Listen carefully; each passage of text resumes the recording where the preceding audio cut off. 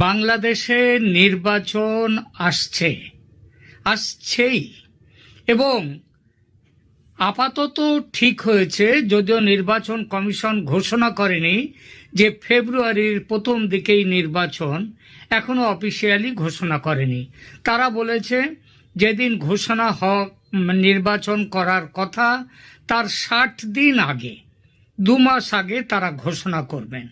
তার মানে ফেব্রুয়ারির যদি ১০-১২ তারিখ নির্বাচন হয়, তাহলে সেই নির্বাচনের ঘোষণা তারা করবেন ডিসেম্বরের প্রথম সপ্তাহে।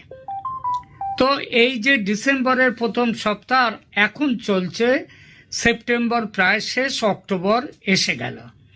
এখন এই নির্বাচন নিয়ে দুটো কথা বলার একটাই কারণ, সেটা হচ্ছে এতদিন ভাবা গিয়েছিল, অনেকেই বাংলাদেশের ভেবেছিলেন যে ভারত বোধহয় বাংলাদেশে কোনো সামরিক হস্তক্ষেপ করে এই মোহাম্মদ ইউনূসের যে অবৈধ সরকার, সেই সরকারকে বিদায় দিয়ে দেবে, এটা ভাবা গিয়েছিল। কিন্তু দেখা গেল যে ভারত সে কাজটি করছে না, বরং ইউনূস সরকারকে তাদের হাঁসফাঁস করে দেওয়ার জন্যে, অর্থাৎ তাদের উপরে চাপ সৃষ্টি করবার জন্যে বিভিন্ন অর্থনৈতিক ব্যবস্থা নিচ্ছেন, সীমান্তে পাহারা মজবুত করছেন এবং আরও অনেক কিছু ছোটোখাটো কিছু তাদেরকে উত্তেজনা তৈরি হওয়ার মতো ব্যবস্থা নিয়েছে। তো নির্বাচন হবেই, সেটা ফেব্রুয়ারির প্রথমে যেমন কথা চলছে তেমন হতে পারে, এমনকি তার আগেও হতে পারে, পিছিয়ে যাওয়ার সম্ভাবনাটা কম। এবং এই ব্যাপারে ভারতের কথা তো বলছি, ভারত কোনো রকম সামরিক অভিযান কিংবা জোর করে গায়ের জোরে ইউনূস সরকারকে হটিয়ে দেওয়ার মতো কাজে নামবে না, এটা মোটামুটি সবাই বুঝে গেছে, জেনে গেছে। এবং ভারত কখনো বলেনি যে আমরা এখানে করব, কিন্তু বাংলাদেশের ভেতরে একটা বিরাট সংখ্যক মানুষের, বিশেষ করে যারা আওয়ামী লীগের ভক্ত, আওয়ামী লীগের কর্মী সমর্থক, তারা ভেবেছিল তাদের নেত্রীকে ভারতে আশ্রয় দিয়ে যেমন নেত্রীর প্রাণ রক্ষা করেছে ভারত, তেমনভাবে বাংলাদেশের যে অগণতান্ত্রিক সরকার, একটা জঙ্গি সরকার বাংলাদেশে এসেছে, সেই সরকারের পরিবর্তন ঘটাতে ভারত হয়তো ১৯৭১-এর মতো ব্যবস্থা নেবে, অর্থাৎ সৈন্য অভিযান করবে। কিন্তু একটা কথা বলে দেওয়া ভালো, ১৯৭১ আর ২০২৪-২৫ এগুলো এক নয়। ১৯৭১-এ সেখানে ছিল পাকিস্তানকে সেখান থেকে তাড়িয়ে দেয়া, তাদের একটা বাংলাদেশ থেকে, পূর্ব পাকিস্তান থেকে পাকিস্তানকে হটিয়ে দেওয়ার ব্যাপার ছিল। কিন্তু এখন তো তা নয়, এখন তাদের ভেতরের ব্যাপার। পাকিস্তানের একটা অংশ ছিল এবং বলা হতো যে পাকিস্তান সেখানে ওই কলোনিয়াল শাসন রেখে দিয়েছে, সুতরাং পাকিস্তানকে সেখান থেকে হটিয়ে দেওয়ার ব্যাপার ছিল। কিন্তু ২০২৫-২৪-এ তা নয়, এখানে তাদের নিজেদের অন্তর্কলহ। এখন এই অন্তর্কলহের হাত থেকে বাংলাদেশকে বাঁচাতে পারে একমাত্র যেটা এখন হচ্ছে, তার মানে দেখা যাচ্ছে নির্বাচন তাদেরকে বাঁচাতে পারে।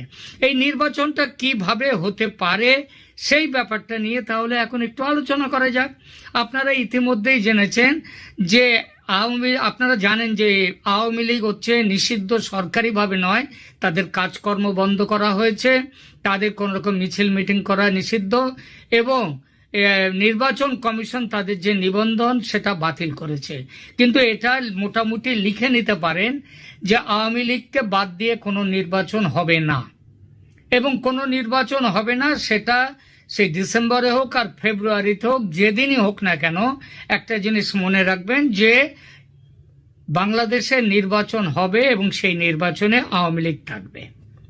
এখন আওয়ামী লীগের যে আজকে তাহলে আমরা দেখি যে এই পরিস্থিতিতে আওয়ামী লীগ কিভাবে নির্বাচনে কে কোথায় দাঁড়িয়ে আছে, সেই বিষয়টি নিয়ে এখনকার একটা আলোচনা আমরা এই সময় একটু করব। বাংলাদেশের বৈষম্য বিরোধী ছাত্র আন্দোলনের নেতা নেত্রী যারা এই গত বছর জুলাই আগস্টের তথাকথিত বিপ্লব কিংবা ষড়যন্ত্র যাই বলুন না, সেইটা যারা করেছিল, তাদের নেতা নেত্রীরা হঠাৎই যেন উদাও হয়ে গেছেন প্রচারের আলো থেকে। তারা আন্দোলনের ডাক দিচ্ছেন না, মিছিল মিটিং করছেন না। কখনো যদি মিছিল মিটিংয়ের ডাক দিয়েও ফেলেন, হয়তো ভুল করেও দিয়ে ফেলেন, আজকাল আর দিচ্ছে না, কয়েকদিন কিছুদিন মাসখানেক মাস দেড়েক আগেও দিচ্ছিলেন, হঠাৎ তারা বন্ধ হয়ে গেছে। কিন্তু যাই হোক, যদি সেই মিছিল মিটিংয়ের ডাক দেন তো কেউ কেউ সেই লোকের অভাবে সেসব মিটিং মিছিল বানচাল হয়ে যায়। সেনাবাহিনী আগে সার্ভিস হাসনাতদের বেশ খাতির করত, তাদেরকে ওয়াকারুজ্জামান তো তাদেরকে পুত্র সম বলে মনে করতেন, কিন্তু সেই পুত্র সম ব্যাপারটা আজকাল আর নেই, তাদের খাতিরদারি আর আজকাল হচ্ছে না। এটা তো গেল এনসিপির কথা। তার মধ্যে আবার এনসিপি ভাগ হয়ে গেছে, একদল তারা আমেরিকার পক্ষে গেছে ইমিডিয়েটলি নির্বাচন, আবার আর এক দল তারা গেছে হচ্ছে চীনে ছুটেছিল এই কিছুদিন আগেও। তাদের কথা হচ্ছে নির্বাচন আগে, সংস্কার শেষ হবে তারপর নির্বাচন। সুতরাং এখন এই ব্যাপারে তারা এখন বাংলাদেশের যে রাজনীতি, সেই রাজনীতিতে দেখা যাচ্ছে তাদের কোনো স্ট্যান্ডিং, তাদের কোনো সেইভাবে তাদের কোনো প্রভাব নেই। আর এরপরে দেখুন আসি বিএনপির কথা। বিএনপি দৃশ্যত বেশ বেকায়দায় পড়েছে ডাকসু জাকসু নির্বাচনের পর বিশেষভাবে। গত এক বছর বিএনপির মুক্তিযুদ্ধ বিরোধী ভূমিকাতেও মানুষ ক্ষুব্ধ। সবচেয়ে বড় হচ্ছে বিএনপির নেতৃত্ব সংকট। খালেদা জিয়া ভয়ঙ্করভাবে অসুস্থ, তার পক্ষে প্রধানমন্ত্রীত্বের দায়িত্ব নেওয়া সম্ভব নয়। আবার তার পুত্র, যিনি দলের কার্যনির্বাহক সভাপতি, তিনি আবার তারেক রহমান, তিনি দেশে ফেরার সাহস পাচ্ছেন না। অনেকেই বলতে পারেন না, তিনি বলেছেন ডিসেম্বরে দেশে ফিরবেন। প্রশ্ন হচ্ছে ডিসেম্বরে কেন, কেন আজকে নয়? বাংলাদেশের রাজনীতির ধারা এখন যারা নিয়ন্ত্রণ করছে অন্তত সামনে থেকে, সেটা হচ্ছে জামাত এবং ইসলামী দলগুলো, তারা এটা নিয়ন্ত্রণ করছে। এই পরিস্থিতিতে এখন এই যে এই পরিস্থিতিতে এখন ওদিকে এরা যে জামাত এবং ইসলামী দলগুলো নিয়ন্ত্রণ করছে, আর এরা করছে সামনে, আর যেটা এখন অনেকটা গোপনভাবে হলেও প্রবলভাবে এগিয়ে আসছে আওয়ামী লীগ। এবং দেখবেন নির্বাচনের দিনক্ষণ ঘোষণা হলে বন্যার মতো আওয়ামী লীগ এসে ভাসিয়ে দেবে বাংলাদেশের রাজনীতি। এটাও আমি বলে দিলাম, সেটা দেখে নেবেন। আর সেনাবাহিনীও চাইছে আওয়ামী লীগ ফিরে আসুক। দেশের যে বর্তমান অরাজকতা থামাবার ক্ষমতা একমাত্র আওয়ামী লীগ নেতৃত্বের আছে। এই পুরো প্রেক্ষাপট নিয়ে আমরা এখনকার একটু আলোচনার মধ্যে যাব। দেখুন, বৈষম্য বিরোধী ছাত্র আন্দোলনের বর্তমান অবস্থাটা হচ্ছে যে তাদের সেইভাবে তাদের প্রভাব আর পাওয়া যাচ্ছে না। আর বিএনপি নেতৃত্বেও তাদের মধ্যে একটা শূন্যতা এসে গেছে, যার জন্য এমন কথাও চলছে যে তাদের যে মহাসচিব মির্জা ফখরুল ইসলাম আলমগীর, তিনি গেছেন বাংলাদেশের প্রধান উপদেষ্টা মোহাম্মদ ইউনূসের সঙ্গে, তিনি যে নিউ ইয়র্কে গেছেন, আমেরিকায় গেছেন এখন, সেটা হচ্ছে আমেরিকার শাসকদের বোঝাতে যে তারেক নয়, এখন ক্ষমতার মধ্যে আসার দক্ষতা এবং ক্ষমতা নাকি তাকেই নাকি প্রধানমন্ত্রীর হিসেবে নাকি ধরে নেয়ার জন্য নাকি এখন লবিং করতে গিয়েছে মির্জা ফখরুল। এখন তো এইটা হচ্ছে তাদের সমস্ত দিক দিয়ে, কিন্তু বিএনপির মির্জা ফখরুলের যাওয়া, তার প্রভাব এবং তারেক রহমান, খালেদা জিয়া, এদের প্রভাব তো এক নয়, অনেক ফারাক, আকাশ পাতাল ফারাক, বিশেষত খালেদা জিয়ার সঙ্গে তো বটেই। আবার এদিকে দেখুন, বাংলাদেশের যে রাজনীতিতে জামাতে ইসলামী এবং অন্যান্য ইসলামী দলগুলোর প্রভাব উল্লেখযোগ্যভাবে বৃদ্ধি পেয়েছে, এটা বলার অপেক্ষা রাখে না।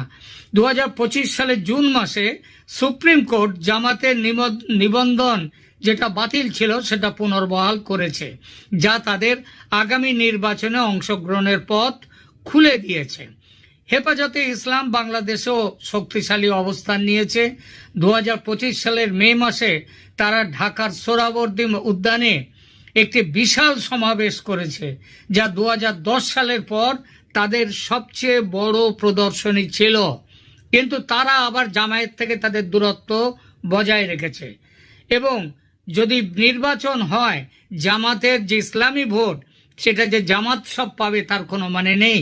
হেফাজতে ইসলামীও একটা বিরাট সংখ্যক আসন পাবে, মানে তাদের বিরুদ্ধে অন্তত লড়াই দেবে।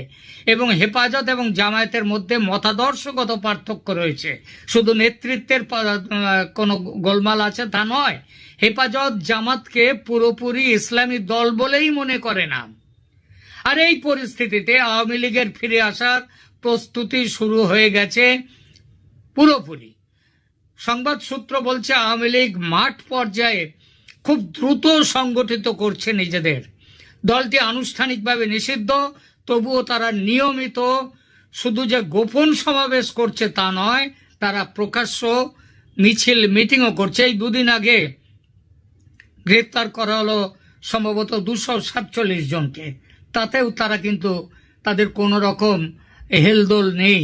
এবং বাংলাদেশ থেকে যারা আমার এই চ্যানেলের অনেক ভিউয়ার আওয়ামী লীগের সমর্থক, তারা এখানে পরিষ্কার বলে দিচ্ছেন যে দাদা আমাদের ওরা যত আমাদেরকে ভর্তি করে ভেতরে নিয়ে যাক, আমরা দেখব ওদের কত জেলখানায় কত জায়গা আছে, আমরা লড়াইতে আছি। আওয়ামী লীগের পক্ষে একটা গুরুত্বপূর্ণ বিষয় যেটা হচ্ছে তাদের সাংগঠনিক ভিত্তি এবং অভিজ্ঞতা। এবং যারা নির্বাচনী বিশেষজ্ঞ তারা মনে করেন নির্বাচনের তারিখ ঘোষণা হলে দলটি দ্রুত পুনরুজ্জীবিত হয়ে উঠবে।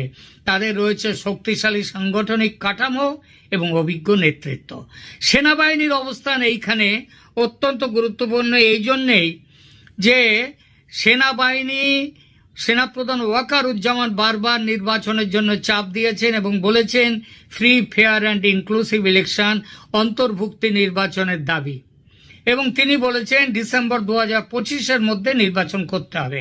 স্পষ্ট করেছেন যে সেনাবাহিনী পুলিশের কাজ করার জন্য নয়, তারা দেশের সার্বভৌমত্ব রক্ষার জন্য আছে। সেনাবাহিনীর একটি অংশ, একটা বড় অংশ, তারা মনে করে যে আওয়ামী লীগেরই একমাত্র ক্ষমতা আছে এই দেশকে শাসন করার, দেশের অরাজকতা নিয়ন্ত্রণ করার।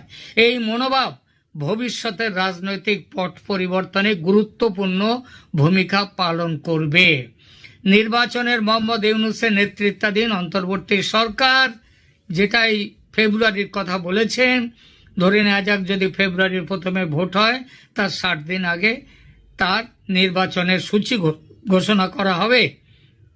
এবং এখানেই বলা যায় যে আওয়ামী লীগও কিন্তু এর মধ্যেই আওয়ামী লীগকে নির্বাচনে অংশগ্রহণের সুযোগ দিতে হবে। সুযোগ এই জন্যই দিতে হবে, নইলে আওয়ামী লীগের আমলে যে নির্বাচন হয়েছে, যে বিশেষ করে 2014 ইলেকশনে তো বিএনপি অংশ নেয়নি, 2018 ইলেকশনে তারা অংশ নিয়েও তারা পিছিয়ে গিয়েছিল, মানে ভোটে সেভাবে দাগ কাটতে পারেনি।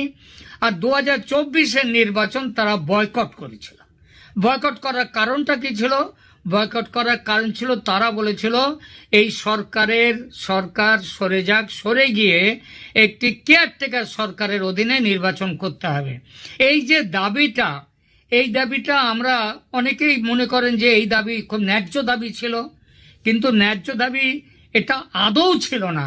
পৃথিবীর যে সমস্ত বড় গণতান্ত্রিক দেশ আছে তাদের কোথাও যে সেখানকার ক্ষমতাসীন সরকার পদত্যাগ করে কেয়ারটেকার সরকার এসে নির্বাচন পরিচালনা করবে এমন কোনো উদাহরণ কোথাও নেই। পৃথিবীর মাত্র 3টি দেশে এই উদাহরণ আছে। সেই 3টি দেশের একটি হলো বাংলাদেশ এবং বাকি দুটি হলো, একটি হলো পাকিস্তান আর একটি হলো ইরাক। পাকিস্তানে আপনারা জানেন যে সেখানে নির্বাচনের আগে কেয়ারটেকার সরকার এসে নির্বাচন করলো। সেই নির্বাচনে ইমরান খানের দল তারা বিপুল সংখ্যাগরিষ্ঠতা পেল। তারপর গায়ের জোরে আমেরিকান ষড়যন্ত্রে তাদেরকে, ইমরান খানকে এখন জেলখানায় বন্দি করে রেখে তার সরকারের পতন ঘটিয়ে সেখানে চলছে সরকার। তাহলে এইবার আপনারা বলুন, এই যে কেয়ারটেকার সরকারের প্রথা পৃথিবীর কোনো গণতান্ত্রিক দেশে নেই। ভারত, আমেরিকা, জাপান, জার্মানি, যেখানেই যান না কেন এখানে এই জিনিস নেই। তাহলে এই দাবি করে বিএনপি কি ঠিক দাবি করেছিল? একদমই ঠিক দাবি করেনি।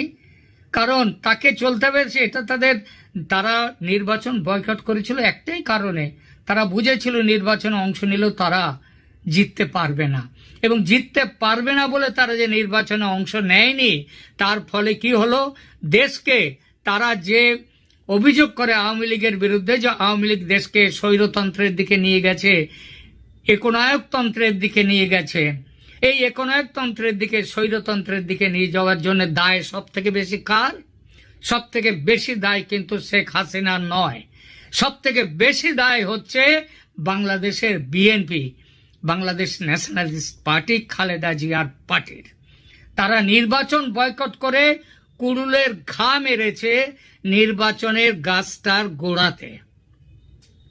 সুতরাং এইবার যে নির্বাচন হবে, এখানে আওয়ামী লীগকে অংশ নিতে দিতেই হবে। আওয়ামী লীগ নির্বাচন বয়কট করছে না, বলছে না আমাদেরকে অবৈধভাবে হটিয়ে দেওয়া হয়েছে, সুতরাং এই নির্বাচন মানি না, একথা কিন্তু বলছে না আওয়ামী লীগ। সুতরাং আওয়ামী লীগকে নির্বাচনে অংশ নিতে দিতে হবে, এবং ভারতীয় গোয়েন্দা সূত্র জানাচ্ছে বিপুলভাবে জয়লাভ করবে বাংলাদেশে আওয়ামী লীগ, ক্ষমতায় আসবে আবার আওয়ামী লীগ। ভোট চুরি করতে পারবে না বাংলাদেশের এই ইউনূস শাসনের অধীনের সরকার। এখনকার মতো এখানেই রাখছি, ভালো থাকবেন, ধন্যবাদ।